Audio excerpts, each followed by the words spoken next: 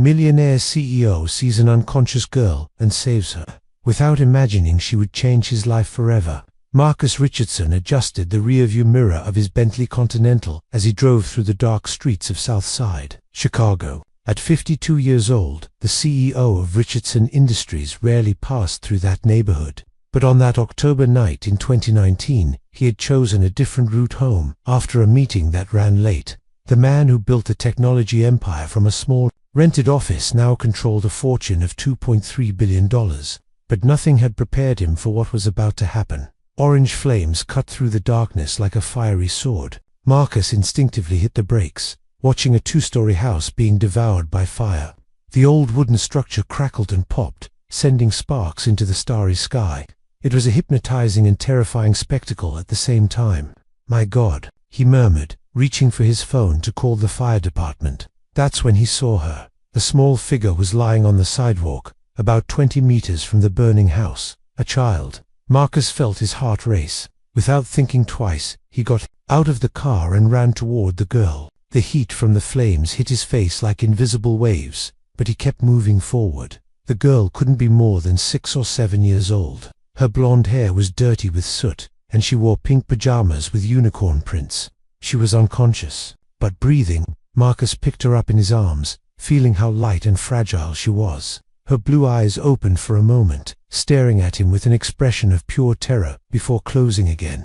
"It's okay, little one," he whispered, carrying her away from the fire. "You're safe now." The sirens grew louder. The firefighters arrived minutes later, followed by the ambulance and police. Marcus remained holding the girl while paramedics examined her. She had inhaled smoke but was stable. When they asked about her parents, Marcus pointed to the house. That was now just a smoking structure of charred beams. There was no one else. He told Officer O'Brien, a sturdy, middle-aged Irishman, "I searched everywhere before coming out with her." The officer nodded gravely. The bodies were found on the second floor. Apparently, they tried to exit through the back window, but the fire spread too quickly. Marcus felt a tightness in his chest. In a matter of minutes, this child had lost everything. The paramedics took her to Chicago Children's Hospital, and Marcus followed them, not knowing exactly why. Something about those haunted blue eyes wouldn't leave his mind. At the hospital, he filled out forms as the person who found her and waited for news. Dr. Sarah Mitchell, a 40-year-old pediatrician with graying hair and gentle eyes, came out of the girl's room around 3 in the morning. "How is she?" Marcus asked, standing up from the uncomfortable waiting room chair. "Physically, she'll recover completely. Some superficial cuts, smoke inhalation, but nothing serious." Emotionally, Dr. Mitchell paused. "She hasn't said a single word since she arrived. It's common in cases of severe trauma, especially in children. And now, social services will handle her case in the morning. Unfortunately, she'd be placed in a temporary orphanage while they look for close relatives." Marcus nodded, but a strange feeling settled in his chest. He had spent the last 15 years focused only on business, especially after his wife, Jennifer, died of cancer in 2004. They had no children. Jennifer discovered she was infertile shortly after marriage, and they never considered adoption because they were always too busy building the company together. "Can I see her?" he asked. Dr. Mitchell hesitated. "You're not a relative. I saved her," Marcus said simply. "I just want to make sure she's okay." The doctor led him to a small, cozy room decorated with animal stickers on the walls. The girl was awake, sitting on the bed, looking out the window. Her blue eyes turned to Marcus when he entered, and for the first time, he saw something beyond terror.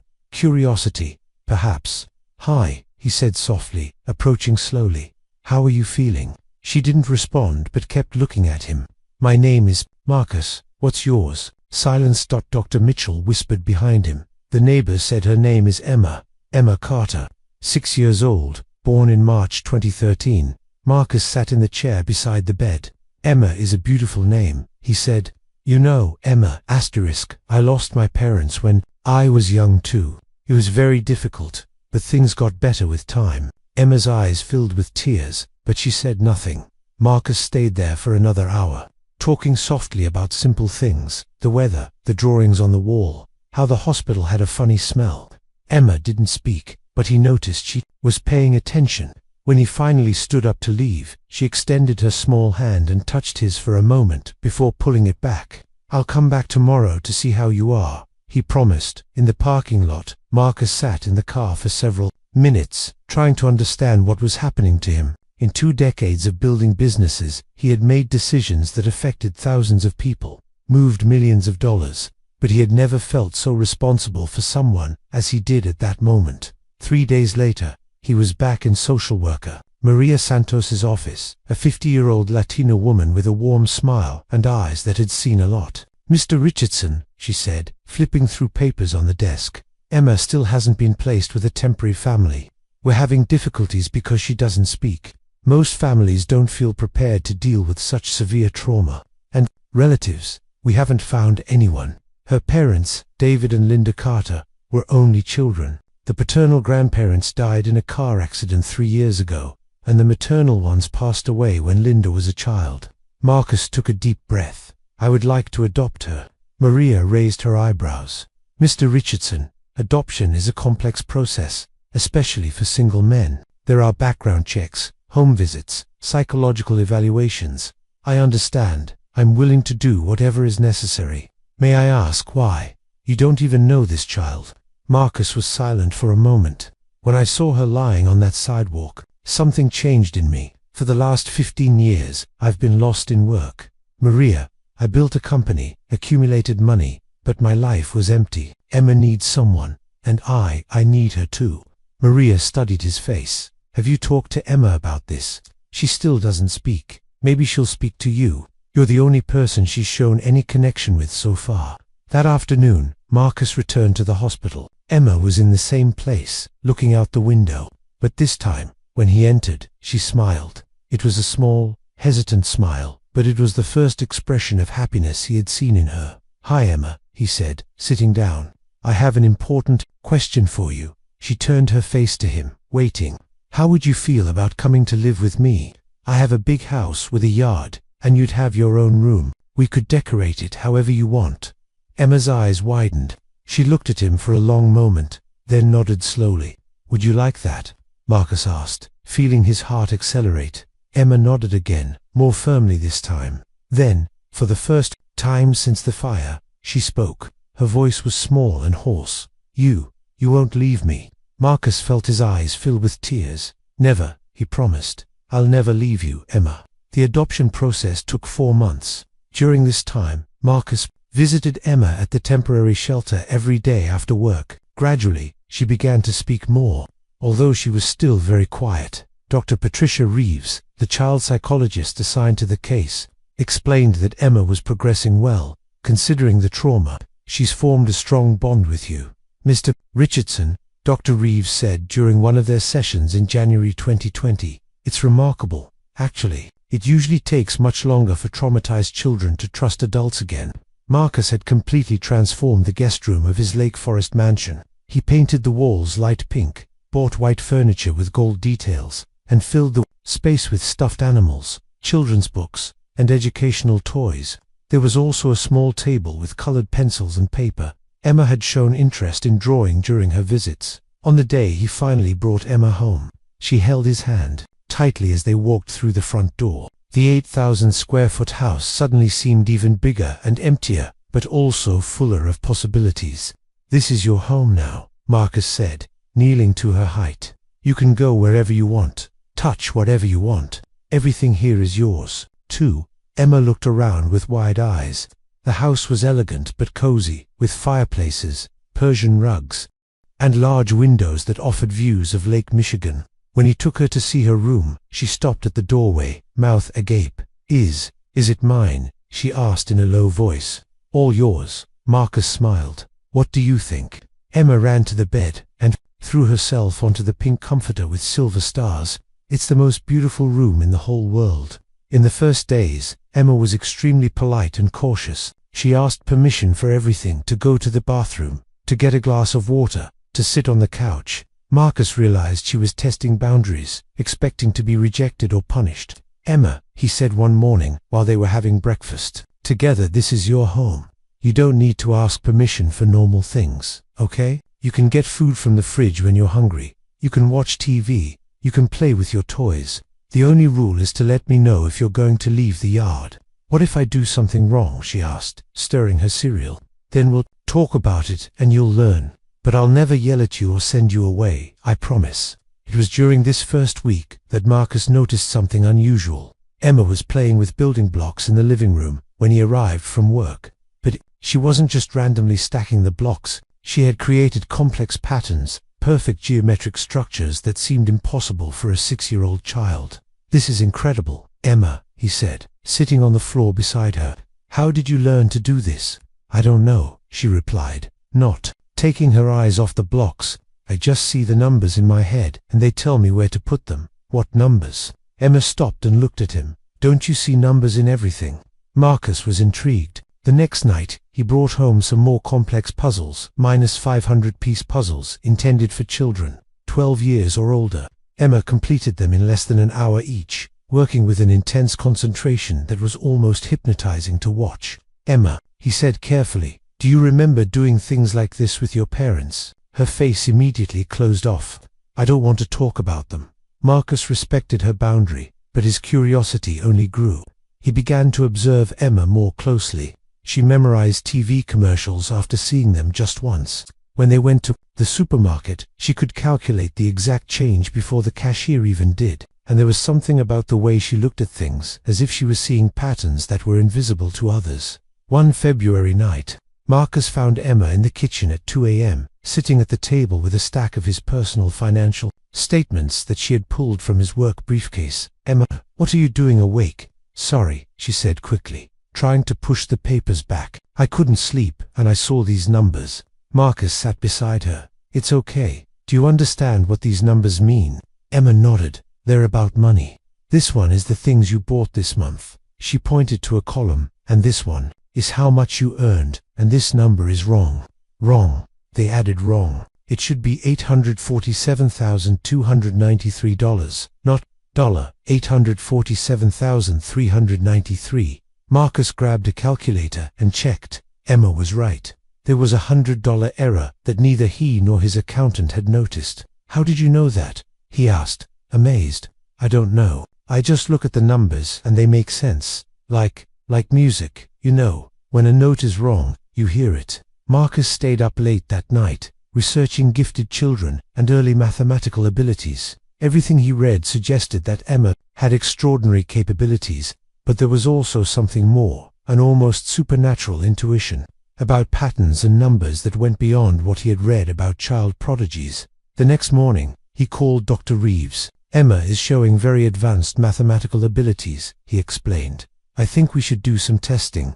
Interesting, Dr. Reeves replied. Traumatized children sometimes develop extraordinary coping abilities. Let's evaluate. The tests were conducted the following week. Emma solved high school-level math problems, demonstrated eidetic memory for visual patterns, and showed an unusual ability to find errors in complex numerical sequences. Her IQ test results are above 180, Dr. Reeves told Marcus during a private meeting. This puts Emma in the profoundly gifted category. We're talking about less than 0.01% of the population. What does this mean for her? Asterisk, it means she needs special academic stimulation. Regular school will be boring for her. But Marcus, there's something else that concerns me.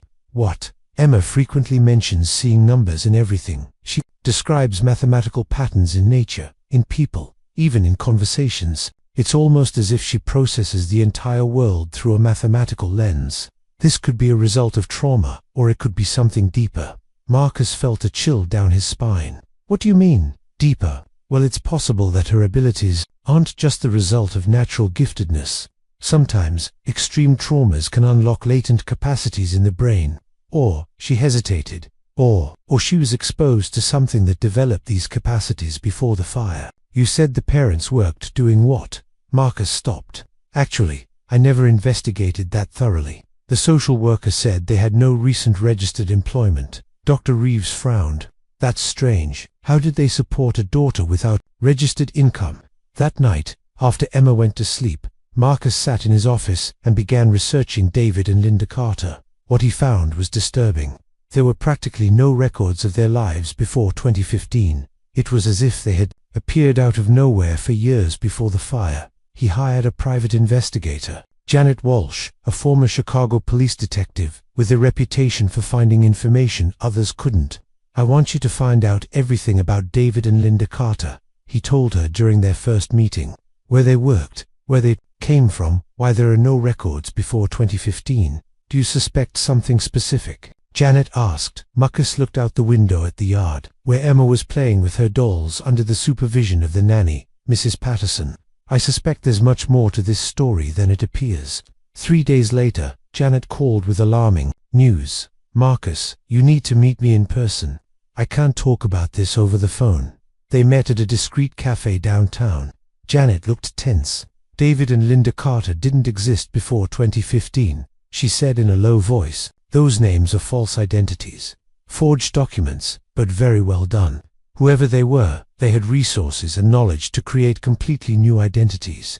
"Did you find out who they really were?" "I'm still working on that, but I found something worrying. The house where they lived. It was bought with cash, no financing, no mortgage. Someone paid $180,000 in cash." Marcus felt his mouth go dry. "Do you think they were running from something, or from someone?" "And Marcus, there's one more thing. The fire wasn't accidental." "What do you mean?" "I got access to the fire department reports through a contact. They found evidence of accelerant gasoline at multiple points in the house. Someone wanted to make sure that house was completely destroyed." Marcus felt his blood freeze. "Are you saying someone murdered Emma's parents?" "I'm saying someone wanted to eliminate David and Linda Carter and any evidence of who they really were. The question is, why was Emma left alive?" Marcus didn't sleep that night. He lay watching Emma sleep, observing how small and vulnerable she looked in the big bed. Who were her real parents? Why had someone murdered them? And more importantly, was Emma in danger? The next morning, he installed a state-of-the-art security system in the house. Cameras at every angle, motion sensors, silent alarms connected directly to the security company. He also hired a discreet bodyguard, James Morrison, a former military man who posed as a gardener. Emma noticed the changes. "Why are there so many cameras now?" she asked during Saturday morning breakfast. "Just to make sure our house is always safe," Marcus replied, trying to sound casual. "Is someone going to try to hurt me?" Her voice became small and scared. Marcus knelt beside her chair. "Emma, I promise I'll never let anyone hurt you. The cameras are just a precaution, okay? Like wearing a seatbelt in the car." She nodded, but he saw she wasn't entirely convinced. Janet continued her investigations, and each discovery was more disturbing than the last. In March 2020, she brought a thick folder of documents to Marcus. "I got a lead on who they really were," she said, spreading photos and papers across the table. David Carter was actually Dr. Daniel Krishnan, a quantum physicist who worked for a company called Nexus Technologies until 2014. Marcus studied the photo.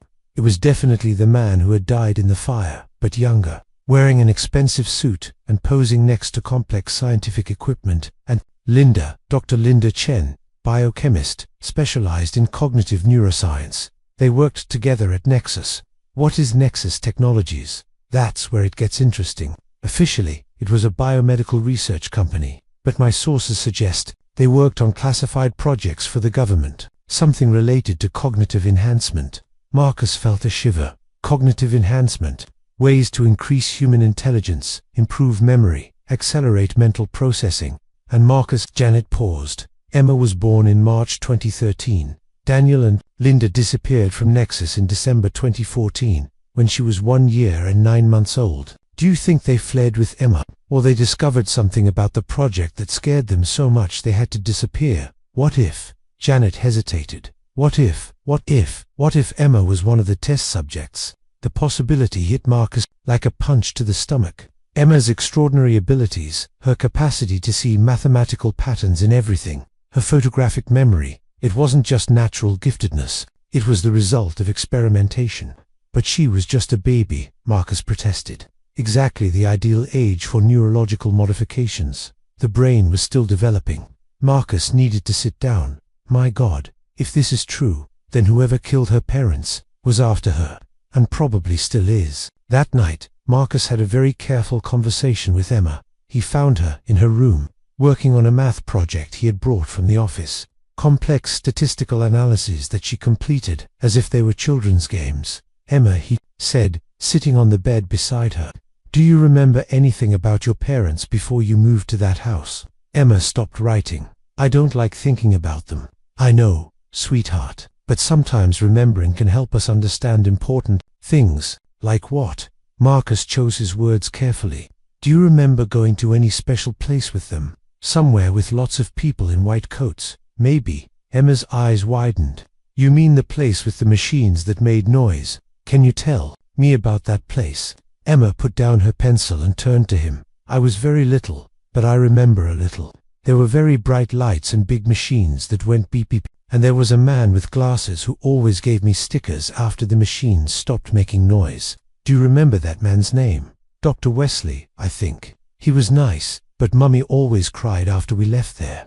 Marcus felt his heart race. "Emma, what did the machines do?" "They took pictures of my brain. Dr. Wesley said I was special, that my brain was different from others. But then one day Mummy and Daddy picked me up very quickly and said we weren't going back there anymore." "When was that?" Emma thought for a moment. "Right before we moved to the house where the fire happened." Marcus hugged her. "Thank you for telling me that, Emma. You were very brave." "Marcus," she said, against his shoulder. "Am I some kind of experiment?" The question completely surprised him. "Why do you ask that?" "Because sometimes I feel different. Like I can see things other people can't. And sometimes, at night, I have dreams about numbers and machines." Marcus held her face in his hands. "Emma, even if you are different, that doesn't make you an experiment. It makes you extraordinary. And no matter how you became this way, you're my daughter now, and I love you exactly as you are." Emma smiled, but there was worry in her eyes. "The people who made the fire, will they find me?" Marcus took a deep breath. "I won't let that happen. I promise." But even as he made that promise, he knew he needed to discover much more about Nexus Technologies and Dr. Wesley. Janet was already working on it, tracking former employees and corporate documents. 2 days later, she brought news that changed everything. "I found Dr. Wesley," she said, entering Marcus's office urgently. "Dr. Richard Wesley, chief neuroscientist at Nexus Technologies. And Marcus, he didn't die." "What do you mean?" "He disappeared at the same time as Daniel and Linda. But unlike them, he actually died, at least officially. Death certificate dated January 2015. Asterisk, but here's the problem. I got a photo of him from a hotel security camera in Seattle, dated 2 weeks ago." Janet showed a grainy photo of a man wearing glasses, graying hair, walking through a hotel lobby. He was older, thinner, but definitely alive. "If Wesley is alive and was seen recently, that means he might be looking for Emma," Marcus said. "Or worse, he might have been the one who ordered the fire." Marcus studied the photo. Why would he kill Daniel and Linda but leave Emma alive? Maybe because he needs her alive to continue the research. Emma might be the only remaining proof that the project worked. Then why wait so long to go after her? Janet hesitated. Maybe he didn't know where she was until now. Or maybe he was preparing something and is only now ready to act. That night, Marcus doubled the security. James Morrison was instructed to never leave Emma alone, and Marcus began working from home whenever possible. He also started researching private schools with excellent security programs, in case he needed to move Emma quickly. But Emma was changing too. Her abilities were becoming more pronounced every day. She had begun to predict things, small things, like when the phone would ring or when it would rain. When Marcus asked how she knew, Emma said she saw patterns in the air. "It's like numbers, but different," she explained one evening while they were having dinner. "Like music in the air that tells me things." Marcus was becoming increasingly worried, not just about Emma's safety, but about what these evolving abilities might mean. Was her brain still changing? Were there side effects they didn't know about? He decided to consult Dr. Reeves again, but this time he told her everything about Emma's real parents, about Nexus Technologies, about Dr. Wesley. "This explains so much," Dr. Reeves said, reviewing Emma's test results again. "Her cognitive patterns aren't typical of natural giftedness. There are neural pathways that seem almost engineered. Is she in any medical danger? I don't know. We're in uncharted territory here. I'd recommend getting brain scans to establish a baseline, and then monitoring any changes closely. And if Dr. Wesley finds her..." Dr. Reeves was quiet for a long moment. "Marcus, if what you're telling me is true, Emma represents years of research and potentially billions of dollars in military applications. They won't stop looking for her. That night, Marcus made a decision that would change everything. He couldn't keep running and hiding. He needed to go on the offensive. Marcus spent the weekend making calls to every contact he had in government and military circles. As a defense contractor, Richardson Industries had connections throughout Washington, D.C. He needed allies, and he needed them fast. Monday morning brought both good news and terrifying news. The good news came from Senator Patricia Hawkins, who chaired the Senate Intelligence Committee. She agreed to meet with him that afternoon. The terrifying news came from James Morrison. "Sir, we had a breach last night," James reported, his military bearing evident even in civilian clothes. "Someone tried to hack the security system around 3 a.m. They were good. It took our IT team until this morning to detect the intrusion." "Did they get anything?" "Not much, but they know our security layout now." "And sir," James hesitated, "there were 2 cars parked on the street at different times yesterday. Different plates, different models, but both had tinted windows and stayed for exactly 20 minutes each." Marcus felt his blood run cold. "They're watching us. It's time to move Emma, sir. Today." Within hours, Marcus had arranged for Emma to stay at a secure facility run by his company, a research facility in rural Wisconsin that had military-grade security. Emma didn't understand why they had to leave so suddenly, but she trusted Marcus completely. "Are we going on a vacation?" she asked as they packed her things. "Something like that," Marcus said, trying to keep his voice light. "There's a place where you'll be safe, while I take care of some business." Emma looked at him with those penetrating blue eyes. "It's about the people who hurt my real parents, isn't it?" Marcus stopped packing. Sometimes Emma's perceptiveness still caught him off guard. "Yes, sweetheart. But I promise you, I'm going to make sure they can never hurt you. Will you stay with me? I'll visit every day I can. But there are some things I need to do to keep you safe." Emma nodded solemnly. "Okay, but Marcus, yes, I love you. You're my real daddy now." The words hit Marcus harder than any business deal he'd ever made. "I love you too, Emma, more than anything in the world." The drive to Wisconsin took 3 hours. The facility was a former military installation that Richardson Industries had purchased and converted into a high-tech research center. It was surrounded by forests, had only one access road, and security that rivaled Fort Knox. Dr. Amanda Foster, the facility director, met them at the gate. She was a woman in her 50s, with kind eyes and a nonsense demeanor, who had been briefed on Emma's situation. "Emma, I'm Dr. Foster," she said, kneeling to Emma's height. "Would you like to see your new room? We've prepared something special for you." Emma's room was magnificent, decorated like a princess castle, with educational toys, art supplies, and even a small telescope for stargazing. But Marcus could see the sadness in her eyes, despite her polite smiles. "It's beautiful," Emma said quietly. "When can we go home?" "Soon," Marcus promised.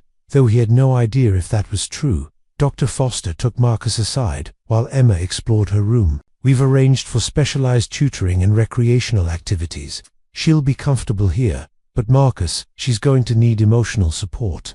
This isolation isn't good for a child." "I know. I'm working on solving this as fast as I can." That evening, Marcus flew back to Chicago and then to Washington, D.C. His meeting with Senator Hawkins was scheduled for 8 a.m. the next day. Senator Hawkins was a tall, silver-haired woman in her early 60s who had a reputation for being tough, but fair. Her office was filled with military commendations and photos with various presidents. "Mr. Richardson," she said, shaking his hand firmly, "I understand you have some concerns about a defunct government program."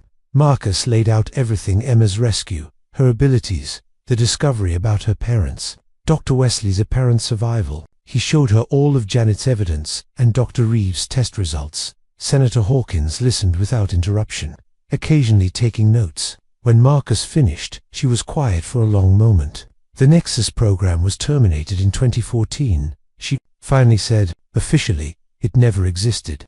The research was deemed too dangerous and potentially inhumane. But Dr. Wesley continued the work. We've suspected for years that some researchers went rogue.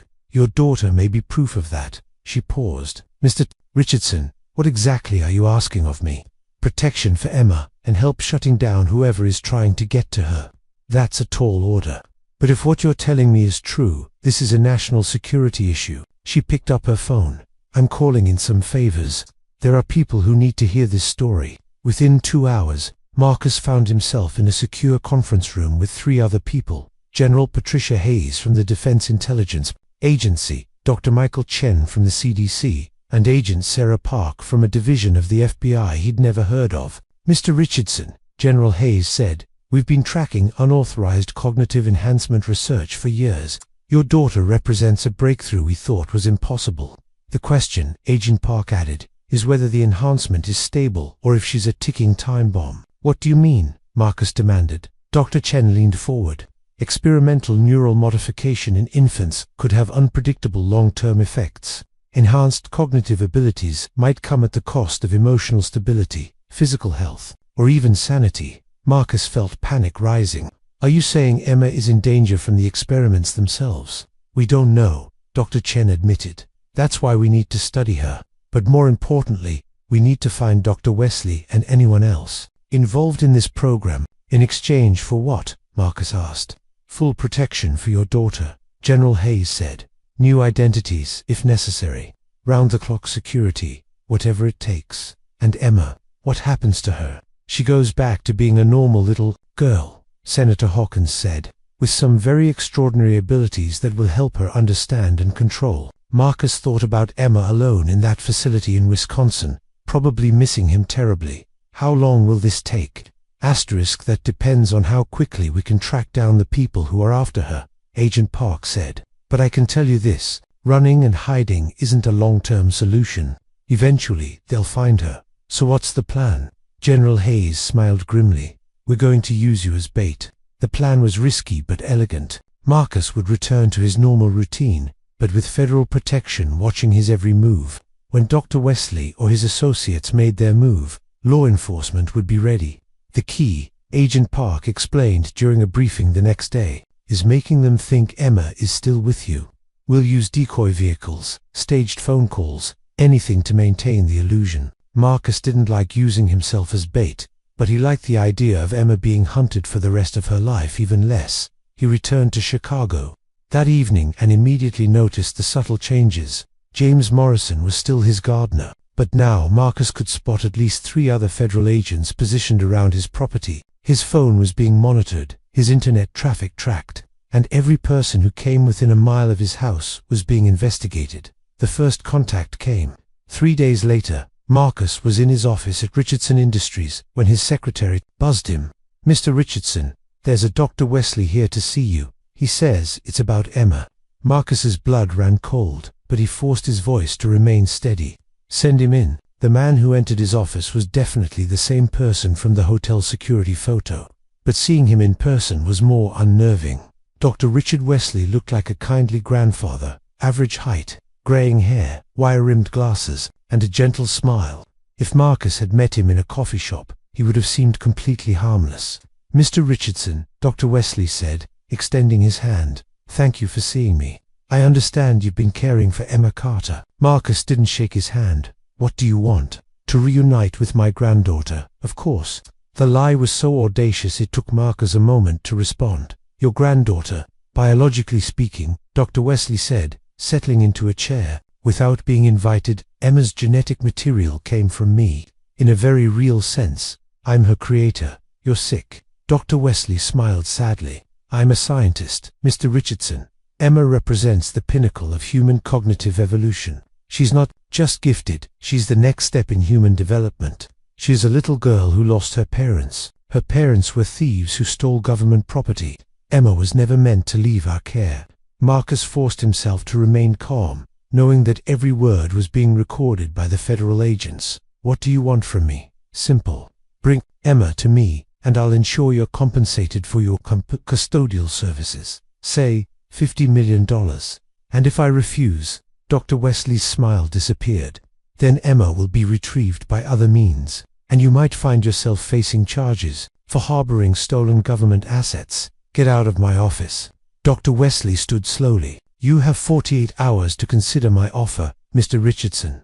After that, I can't guarantee Emma's safety, or yours." The moment Dr. Wesley left, Agent Park and her team surrounded Marcus's office. "Did you get all that?" Marcus asked.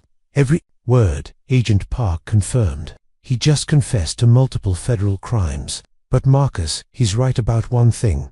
If he can't get Emma through negotiation, he'll try force. What's our next move? We follow him, and we prepare for his next contact. The next contact came that night at Marcus's home. Not a visit, a phone call. Mr. Richardson. The voice was calm and professional. My name is Director Hamilton. I represent certain government interests. What kind of interests? The kind that supersede local law enforcement. Dr. Wesley has made us aware of your situation with the Carter child. Marcus felt a chill. Who is this really? Someone with the authority to make your problems disappear, or to make them much worse. You're harboring a classified asset, Mr. Richardson. That's treason. Emma is my adopted daughter. Emma is the product of $1 billion government program. She belongs to the United States government. Over my dead body. That can be arranged. The line went dead. Within minutes, Agent Park was at Marcus's door with a full tactical team. We traced the call, she said grimly. It came from inside the Defense Department. Marcus felt his world tilting. You're saying this goes all the way to the Pentagon? Hiya, Marcus. There are people in our own government who want Emma back. People with more authority than we have. What does that mean for Emma? It means we're running out of time and options. That night, Marcus made the hardest decision of his life. He called Dr. Foster at the Wisconsin facility. Amanda, I need you to move Emma. Tonight, somewhere they'll never think to look. How fast can you arrange transport to Canada? Marcus, that's kidnapping. International kidnapping. They're going to take her anyway. At least this way, she has a chance at a normal life. Dr. Foster was quiet for a long moment. I became a scientist to help people, not to hurt children. Give me 2 hours. Marcus hung up and turned to Agent Park. I need a favor. What kind of favor? The kind that might end your career. Agent Park studied his face. What do you have in mind? Help me get Emma to safety. Permanently. Marcus, I took an oath to uphold the law. Sometimes the law is wrong. You've seen Emma's file. You've seen what they did to her. Are you really going to let them turn her into a laboratory rat for the rest of her life? Agent Park was quiet for a long time. Finally, she spoke. What do you need? The next 12 hours were the longest of Marcus's life. Agent Park arranged for a training exercise that would pull most of the federal surveillance away from the Wisconsin facility. Dr. Foster moved Emma to a safe house run by a retired Canadian intelligence officer who owed Dr. Foster a favor. But Dr. Wesley wasn't waiting for Marcus's answer. At 3 a.m., Marcus's security system went haywire. Every alarm in the house triggered simultaneously, then went silent. Emergency lights flickered on and off like a strobe. Then everything went dark. Marcus grabbed the gun he'd started keeping in his nightstand and crept toward the staircase. He could hear movement on the first floor, professional coordinated movement. Marcus Richardson, a voice called from below. We know the child isn't here, but we need to talk. Marcus recognized the voice. Dr. Wesley, I have nothing to say to you. You have everything to say to me. Come down, or we'll come up, and we won't be as gentle as last time. Marcus had no choice. He descended the stairs slowly, gun raised, and found 5 men in his living room. Dr. Wesley sat calmly in Marcus's favorite chair, while 4 others in tactical gear positioned themselves around the room. Where is she? Dr. Wesley asked without preamble. Safe, where you'll never find her. Dr. Wesley smiled. Mr. Richardson, I've been tracking gifted individuals for 30 years. Emma has a very distinctive neural signature. We can find her anywhere on Earth. What do you mean? The modifications we made to her brain emit a unique electromagnetic pattern, very faint, but detectable with the right equipment. Dr. Wesley gestured to one of his men, who held up a device that looked like a modified tablet. This reads those patterns from up to 50 miles away. Marcus felt his heart sink. You've been tracking her all along. We lost the signal when her parents stole her and somehow shielded her location. But now, Dr. Wesley checked the device. I'm reading a signal approximately 847 miles northwest of here, somewhere in Manitoba, I believe. Marcus tried not to let his face show any emotion, but Dr. Wesley smiled. Yes, that's the place. Thank you for confirming. Dr. Wesley stood. Now, Mr. Richardson, you have a choice. Come with us voluntarily and help retrieve Emma safely, or we'll go without you, and she might be damaged. In the process, I'll never help you. You already have. But I'll give you one more chance to cooperate. Emma needs proper medical care. The neural modifications are unstable. Without treatment, she could suffer seizures, brain damage, or worse. You're lying. Dr. Wesley pulled out a tablet and showed Marcus a series of brain scans.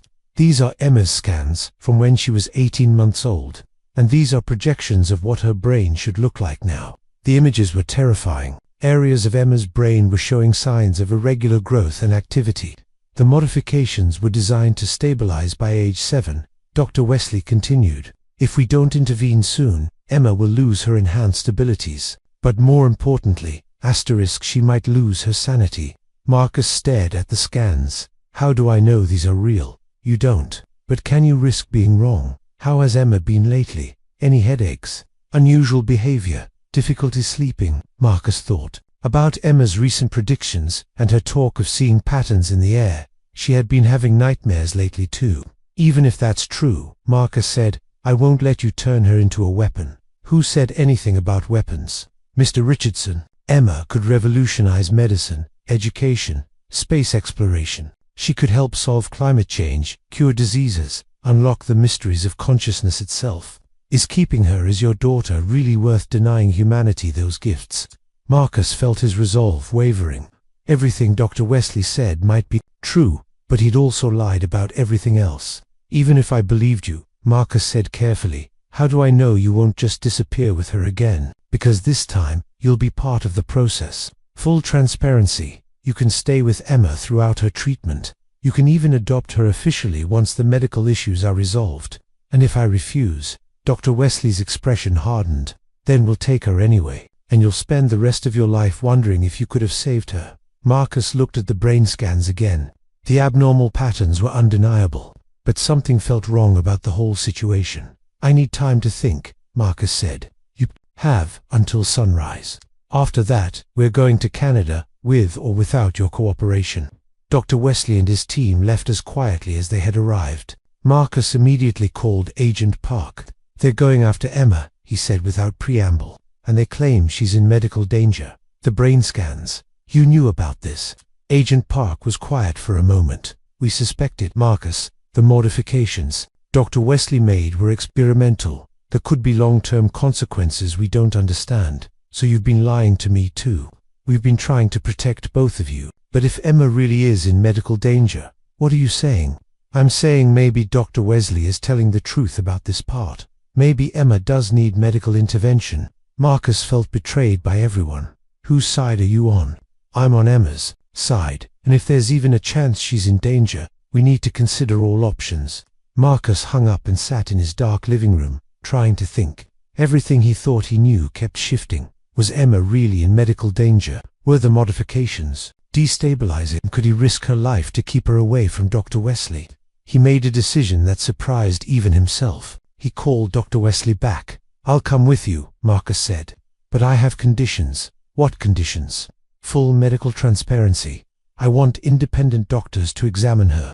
And if the treatment doesn't require ongoing experimentation, Emma comes home with me. Agreed. We leave in 2 hours. Marcus packed quickly and called Dr. Foster. Amanda, they're coming for Emma. They know where she is. How? Some kind of neural tracking. Amanda, they claim she's in medical danger. That the modifications are unstable. Dr. Foster was quiet. Marcus, I've been monitoring Emma's brain activity since she arrived. There have been some irregular patterns. Marcus felt his heart sink. What kind of patterns? Increased activity in areas that control precognition and pattern recognition, but also some inflammation that could indicate neural stress. Is she in danger? I don't know. I'm not a neurosurgeon. But Marcus, if there's even a chance, I know. I'm coming to get her. The flight to Canada was surreal. Marcus sat in Dr. Wesley's private jet, watching the man who had destroyed Emma's family act like a concerned grandfather. You know, Dr. Wesley said as they flew over the Great Lakes, Daniel and Linda weren't bad people. They were just scared. Scared of what? Scared of what Emma might become. They couldn't see the bigger picture, which is that Emma represents evolution, Mr. Richardson, not just intelligence enhancement, but the development of entirely new, cognitive abilities, precognition, pattern synthesis, maybe even telepathy. Telepathy, oh yes. The brain modifications we made affect areas we barely understand. Emma might be developing abilities that seem almost supernatural, Marcus thought. About Emma's recent behavior, her predictions, her talk of seeing patterns in the air. Is that why you want her back? To study these abilities? To help her control them? Uncontrolled precognition can be devastating to a child's psychological development. She needs guidance from people who understand what she's experiencing. They landed at a private airfield in Manitoba. Dr. Foster was waiting with Emma and the Canadian contact, a stern-looking man named Robert McKenna. Emma ran to Marcus the moment she saw him. "I knew you were coming," she said, throwing her arms around him. I could see it in the patterns. Dr. Wesley watched this reunion with great interest. "Hello, Emma," he said gently. "Do you remember me?" Emma looked at him, and her expression changed completely. Her eyes went wide with fear, then confusion, then something that looked almost like recognition. "You're the man from the place with the machines," she said quietly. "That's right, and I'm here to help you feel better. I don't want to go back to the machines." Dr. Wesley knelt to her height. "Emma, the machines helped make you special, but now they might need to help keep you healthy too." Emma looked at Marcus. "Do I have to go?" Marcus looked at Dr. Forster, who nodded almost imperceptibly. Then he looked at Dr. Wesley, who was holding another tablet showing Emma's concerning brain scans. "Yes, sweetheart," Marcus said, his heart breaking. "But I'm going with you. I'll never leave you." Emma nodded solemnly. "Okay, but can we go home after?" "I promise," Marcus said, hoping it was a promise he could keep. As they boarded Dr. Wesley's jet for the flight back to the United States, Marcus noticed Emma had grown quiet. She sat by the window, staring out at the clouds with an intensity that seemed beyond her years. "What do you see out there?" Marcus asked softly. "The patterns are changing," Emma said without looking at him. "Something big is going to happen. Something that will change everything." Dr. Wesley, who had been pretending to read, looked up sharply. "What kind of patterns, Emma?" Emma turned to look at him, and for a moment, Marcus saw something in her eyes that was definitely not that of a normal 6-year-old. "The kind that show me you're lying about everything," Emma said calmly. "And the kind that show me exactly how this is all going to end." The silence in the jet was deafening. Dr. Wesley stared at Emma with a mixture of fascination and concern, while Marcus felt his heart racing. How could a 6-year-old speak with such certainty about seeing the future? "Emma," Dr. Wesley said carefully, "what exactly do you mean by how this ends?" Emma continued looking out the window. "I see you in a white room, crying. There are men in suits, and they're very angry with you. Someone important is dead, and it's your fault." Marcus grabbed Emma's hand. "Sweetheart, maybe we shouldn't talk about these things right now." "But I have to," Emma said, turning to face him with those unnaturally bright blue eyes. "The patterns are getting stronger. I can see 3 different endings now, and in 2 of them, you get hurt because you try to protect me." Dr. Wesley leaned forward. "3 endings. Can you tell us about the 3rd one?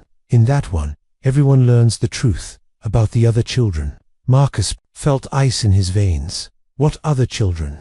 Emma looked directly at Dr. Wesley. "Tell him about Project Mindbridge. Tell him about the 12 children who died before me. Tell him about Sarah and Michael, and little Tommy who was only 8 months old." Dr. Wesley's face went completely white. "How could you possibly know about that?" "Because their patterns are still in the air. Pain leaves marks, and children's pain leaves the deepest marks of all." Marcus stood up abruptly, despite the moving aircraft. "What the hell is she talking about? What are the children?" Dr. Wesley was silent for a long moment, then sighed heavily. Project Mindbridge had unsuccessful trials before Emma. "How many trials?" 17 total. Emma was the only survivor. The revelation hit Marcus like a physical blow. "You killed 16 children. We were trying to save humanity. Do you understand what cognitive enhancement could mean? An end to mental illness, to learning disabilities, to the limitations that hold our species back, by murdering children." Emma spoke quietly. He really believed he was helping. "That's what makes it so sad." Marcus looked at Dr. Wesley with new eyes. This wasn't just a scientist gone rogue. This was a man who had convinced himself that mass murder was justified for the greater good. "The facility we're going to," Marcus said, slowly. "It's where you killed them, isn't it?" Dr. Wesley nodded reluctantly. "But Marcus, Emma really is in medical danger. The brain modifications are unstable. She needs treatment, or she'll suffer the same fate as the others." "What fate?" "Neural cascade failure, complete mental breakdown, followed by death." Emma turned from the window again. "He's telling the truth about that part. I can feel it happening in my head sometimes, like electricity jumping around where it shouldn't. Marcus felt torn between rage at Dr. Wesley and terror for Emma's safety. If the treatment is real, why not do it at a regular hospital? Because no regular hospital has the equipment or expertise to handle neural modifications of this complexity. As they began their descent, Emma grabbed Marcus's arm tightly. Marcus, in the pattern where everyone learns the truth, that's the only one where I survive. But it's also the one where you have to be very brave. What do I have to do? When we get to the facility, you have to find the records room. Dr. Wesley will try to stop you, but you have to get the files about all the children. The world needs to know what happened to them. Dr. Wesley had been listening. Emma, those files are classified. They could never be released. Emma looked at him with something that might have been pity.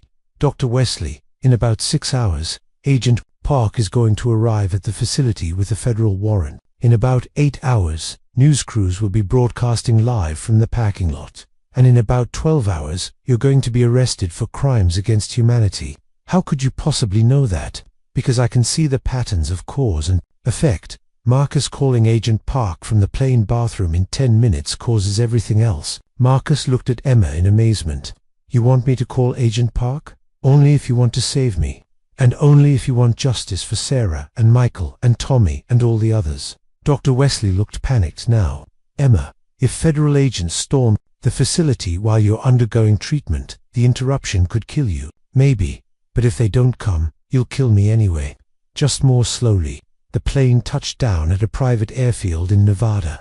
As they taxied toward a waiting car, Emma squeezed Marcus's hand. Remember, Marcus, be brave, and whatever happens, know that saving me from that fire was the most important thing anyone has ever done. Marcus looked out at the desert landscape and made his decision. Emma was right. It was time to be brave. The Nexus Technologies facility rose from the Nevada desert like a monument to scientific ambition. The complex was massive, a series of interconnected buildings surrounded by high walls and guard towers. As their car approached the main gate, Marcus counted at least a dozen security cameras tracking their movement. Impressive, isn't it? Dr. Wesley said, seemingly recovered from Emma's disturbing predictions. This facility represents 20 years of research into human cognitive enhancement. Emma was very quiet now, staring at the buildings with an expression Marcus couldn't read. As they passed through multiple security checkpoints, each more stringent than the last, he noticed her hands were trembling slightly. Are you okay, sweetheart? He asked softly. I can feel them, she whispered the other children. Their fear is still here. Dr. Wesley pretended not to hear, but Marcus saw his jaw tighten. They were escorted to a comfortable suite on the 3rd floor of the main building. The rooms were decorated like a luxury hotel, but Marcus noticed the windows didn't open, and there were no exterior door handles. You'll be staying here while Emma undergoes her treatment, Dr. Wesley explained. The medical procedures will take place on the basement levels, but you're welcome to observe everything through video feeds. I want to be with her during the procedures. I'm afraid that's not possible. The equipment is highly sensitive to electromagnetic interference. Even a cell phone could disrupt the neural calibrations. Emma had been exploring the suite, but she came over to Marcus and tugged on his sleeve. The bathroom, she whispered. Now, in the bathroom, with the water running to mask their voices. Emma spoke quickly. There are listening devices everywhere, except in here. The treatment isn't what he says it is. They're going to try to extract my memories of the enhancement process so they can replicate it. What do you mean? They're going to copy everything in my brain, then erase the parts that make me special. They want to create new enhanced children, but they want me to be normal so I can't tell anyone what they did. Marcus felt sick. How do you know this? I can see the patterns in Dr. Wesley's mind. He's not good at hiding his thoughts from someone like me. Then we need to get out of here.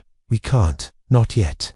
First, you need to call Agent Park and tell her exactly where we are. Then you need to find the records room. Where is it? Sub-basement level 3, behind the room marked archive storage. But Marcus, you have to wait until after they start my treatment. That's when most of the guards will be focused on the medical wing. I'm not leaving you alone with them. Emma grabbed his hands. You have to. It's the only way to save all the children they're going to hurt in the future. I can protect myself for a few hours, but I can't stop them from doing this again unless the world knows the truth. Marcus knelt down to her level. Emma, what if Something goes wrong. What if I can't get back to you in time? Then you tell everyone that I was brave, and you tell them that even though I was scared, I did the right thing. Marcus felt tears in his eyes. You're 6 years old. You shouldn't have to be this brave. Maybe not, but I'm the only one who can see all the patterns. I'm the only one who knows exactly what needs to happen. They returned to the main room where Dr. Wesley was waiting with a team of medical technicians. We'd like to begin Emma's evaluation immediately, he said. The sooner we start treatment, the sooner we can stabilize her condition. Emma walked over to Dr. Wesley and looked up at him with those penetrating blue eyes. Dr. Wesley, do you ever dream about the children who died? His composure cracked slightly. What kind of question is that? I dream about them every night. They want me to tell their parents what really happened to them. Emma, those children were very sick. We did everything we could to help them. No, you didn't. You knew the procedures were killing them, but you kept trying anyway because you wanted to be famous. Dr. Wesley's face flushed red. That's enough. We're beginning the medical evaluation now. As they prepared to take Emma away, she turned back to Marcus one more time. Remember what I told you about being brave, and remember that I love you more than all the patterns in the whole universe. Marcus watched them disappear into an elevator, knowing it might be the last time he ever saw her alive. Marcus waited exactly 30 minutes after Emma was taken for her evaluation before making his move. He had used the bathroom to call Agent Park, giving her the facility's exact coordinates and everything Emma had told him about the other children. Now it was time for the most dangerous part of the plan. The facility's layout was more complex than Marcus had expected. He had memorized the route to the subbasement from the building schematics Emma had somehow described to him. But navigating the actual corridors was like moving through a maze designed by paranoid architects. He made it to the first basement level without incident, using his business suit and confident demeanor to blend in with the other personnel. But as he descended deeper, the security became more obvious. Cameras at every corner, keycard readers on every door, and guards who looked more like military personnel than laboratory technicians. At sub-basement level 2, Marcus's luck ran out. "Excuse me, sir," a security guard called out. "This area is restricted. Can I see your authorization?" Marcus's mind raced. "I'm Marcus Richardson, here with Dr. Wesley. I'm looking for the archive storage room. Dr. Wesley asked me to retrieve some historical files for Emma's treatment." The guard looked uncertain. "I'll need to verify that with Dr. Wesley, of course. But please hurry. The treatment is time sensitive." As the guard reached for his radio, alarms suddenly began blaring throughout the facility. Emergency lights bathed the corridors in pulsing red, and a computerized voice announced, "Code 7. All personnel to emergency stations. Code 7. **." The guard forgot about Marcus immediately, speaking rapidly into his radio about the emergency. Marcus used the confusion to slip past him and find the stairwell to sub-basement level 3. The lowest level of the facility was different from the others. The walls were bare concrete, the lighting was harsh fluorescent, and there was a smell in the air that Marcus couldn't identify, something chemical and unpleasant. He found the room marked Archive Storage and discovered it was locked with both a keycard reader and a physical deadbolt. But next to it was another door, unmarked, that opened when he tried the handle. The room beyond was a nightmare. Dozens of filing cabinets lined the walls, each labeled with dates and project codes. But it was the photographs taped to the cabinet faces that made Marcus's blood run cold. Pictures of children, babies, toddlers, young kids, with their names and ages written beneath, and across each photo, a red stamp, "Deceased." Marcus pulled out his phone and began photographing everything. File folders full of medical records, experimental protocols, and most damning of all, internal memos discussing acceptable casualty rates and cost-benefit analyses of subject termination. One memo, dated just 6 months ago, made Marcus's hands shake as he photographed it. Recommend continuation of Project Mindbridge with new subjects. Current survivor subject 17 shows promising results, but will require memory modification to ensure operational security. Subject 17, Emma. Marcus was so absorbed in documenting the evidence that he almost missed the sound of footsteps in the corridor. He quickly gathered as many physical files as he could carry and looked for another exit dot at the back of the room. Behind the last row of filing cabinets, he found a ventilation grate large enough to crawl through. As voices approached the archive room, Marcus removed the grate and squeezed into the air duct. The ductwork led him through the facility's infrastructure, past laboratories and equipment rooms he couldn't have accessed otherwise. Through one grate, he saw a room full of the same machines Emma had described from her early memories: brain scanners, neural interface equipment, and devices he couldn't even identify. Through another grate, he heard voices that made him stop and listen.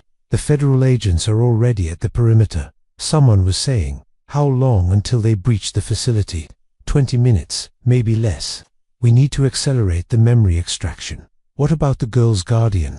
He's become a liability. Once we have what we need from Subject 17, both of them will need to be eliminated. Marcus felt panic rising. They weren't just planning to erase Emma's memories, they were planning to kill both of them. He had to find Emma now. Following the ductwork deeper into the facility, Marcus eventually reached a grate that looked down into a large laboratory. Below him, Emma was strapped to a medical table, surrounded by the same frightening machines from the photos. Dr. Wesley and several technicians were preparing equipment that looked like a cross between an MRI machine and something from a science fiction movie. Emma appeared to be unconscious, but as Marcus watched, her eyes opened and looked directly up at the grate where he was hiding. She couldn't possibly have known he was there, but somehow she did. She mouthed a single word: "Now." Marcus kicked out the grate and dropped into the laboratory, landing hard but managing to stay on his feet. The technicians scattered, but Dr. Wesley stood his ground. "Mr. Richardson, how did you get down here?" "I came to get my daughter." Marcus began unbuckling the restraints, holding Emma to the table. "You can't interrupt the procedure. Emma will die without the neural stabilization." Emma sat up as the last restraint came free. "He's lying, Marcus. My brain is fine. They were about to erase my memories so they could experiment on other children without me being able to tell anyone." Dr. Wesley's mask finally slipped completely. "You little freak. Do you have any idea what you could have meant for humanity? Your brain holds the key to eliminating human cognitive limitations forever." "My brain," Emma said calmly, "belongs to me." The sound of explosions echoed through the facility as federal agents breached the main entrance. Dr. Wesley grabbed a pistol from a drawer and pointed it at Emma. "If I can't have your brain intact, then no one can." That's when Marcus learned that 6-year-old girls with enhanced cognitive abilities are very good at predicting exactly what desperate men will do. Emma moved before Dr. Wesley raised the gun. She hit a red button, sealing the laboratory doors instantly. "You can't escape," Dr. Wesley said desperately. "I'm not escaping. I'm trapping you," Emma replied calmly. Marcus stepped between them. "Put the gun down. It's over. 20 years of research. I won't let a child destroy everything," Dr. Wesley screamed. Emma studied his face intently. "You're not Dr. Wesley. He died in 2018. You're someone else." The man's mask fell away. "Director Marcus Kane, Defense Intelligence Agency. Dr. Wesley was my cover." Marcus felt shocked. "This is military. Enhanced children aren't for solving math problems. They're weapons for predicting enemy movements and breaking codes." Kane snarled. Emma nodded sadly. "That's why my parents hid me. They discovered children were being turned into living weapons." Cutting sounds echoed as federal agents breached the doors. Kane was running out of time. "I'm completing the memory extraction. Emma will forget everything," he threatened. Emma stepped forward fearlessly. "Director Kane, I know you won't shoot me." "Why not?" "Because you still think I'm a scared little girl who wants to please adults." Emma smiled. "I'm something new that your experiments created but can't control." The doors exploded. Agent Park's teams swarmed in. Kane turned the gun on himself. The research must continue. He pulled the trigger. Nothing happened. Emma held up a component she'd removed. "I saw the patterns. I knew exactly when you'd try." This agents restrained Kane as Emma hugged Marcus tightly. "We did it. The other children can rest now." 6 months later, Marcus watched Emma play in their backyard, building complex orbital models with her blocks. The Nexus revelations had changed everything. Congressional hearings, arrests, new laws protecting children from experimentation. Dr. Patricia Reeves visited twice weekly, helping Emma adjust to normal life. "How is she?" Marcus asked. "Remarkable. Her abilities remain extraordinary, but she's learned control. She's not overwhelmed by patterns anymore. Emotionally, a happy 7-year-old who solves calculus in her head." Despite everything, Emma retained her humanity. Marcus watched Emma explain her creations to Mrs. Patterson, their housekeeper. Dr. Reeves, Emma's predictions during our ordeal were completely accurate. She knew impossible things. Is that normal? Truthfully, no. Pattern recognition shouldn't allow true precognition. Emma demonstrated something beyond scientific literature. What does it mean? Human consciousness is more complex than we understand. Emma's modifications may have unlocked dormant capabilities in all of us. Marcus thought about Emma's extraordinary journey. She's still developing these abilities. They're stabilizing. Emma is learning to live with her gifts rather than be controlled by them. That evening, Emma looked at Marcus seriously. There are other children with abilities like mine emerging naturally worldwide. Marcus felt familiar concern. How many? Dozens. They need help understanding their gifts. You want to help them? Emma smiled. We want to help them.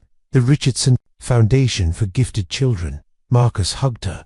The girl who survived became the woman who would save others. The end.